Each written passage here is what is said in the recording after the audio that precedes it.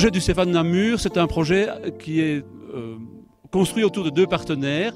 D'une part, une maison d'enfants et d'autre part, le CEFA de Namur.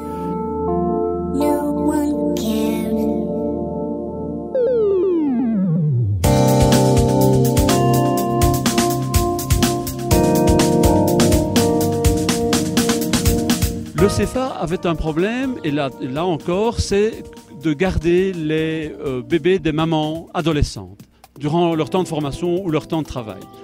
Le problème de la maison d'enfants des Fougères, c'est de pouvoir réaliser des travaux d'entretien, voire de rénovation dans ce cas-ci, d'une aile qui était inoccupée. Et donc, nous avons échangé nos problèmes, c'est-à-dire que le CEFA a offert aux Fougères de la main-d'œuvre afin de rénover, d'entretenir, etc. Et durant ce temps, et pour le temps qui viendra, les Fougères acceptent de garder les bébés des mamans adolescentes.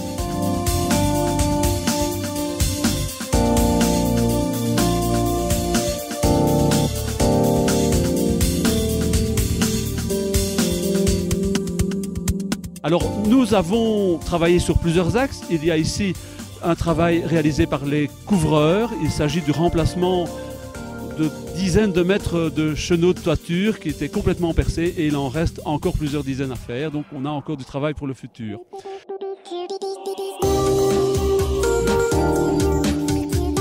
Les ouvriers routiers sont également intervenus dans le parking. Il y avait des problèmes de boue. Enfin, je veux dire, l'état général du parking n'était pas du tout satisfaisant. Et donc, c'est difficile pour les parents d'entrer dans un espace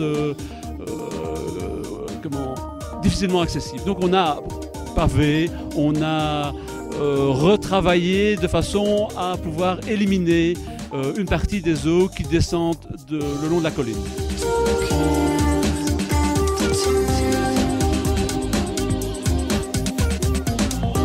L'intérieur du bâtiment lui-même, on a eu un travail effectué par les plafonneurs.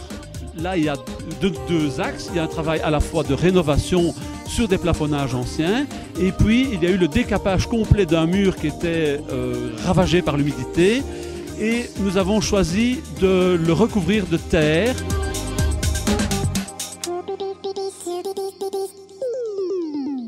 Pourquoi la terre? Parce que c'est une nouvelle technique, c'est quelque chose qui intéresse aujourd'hui les gens et ça nous semblait important que nos jeunes puissent maîtriser cette technique. La terre restitue l'humidité quand il n'y en a pas suffisamment et la pompe lorsqu'il fait trop humide dans le local.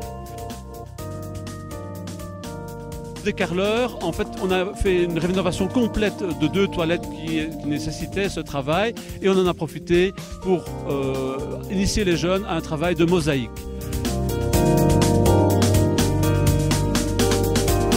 La dernière étape, c'est la peinture. Donc les peintres ont repeint finalement tous les endroits où les plafonneurs avaient travaillé, y compris par exemple, en plus bien sûr les châssis, les portes, etc. de façon à avoir quelque chose de présentable et de gai pour les enfants qui doivent y vivre.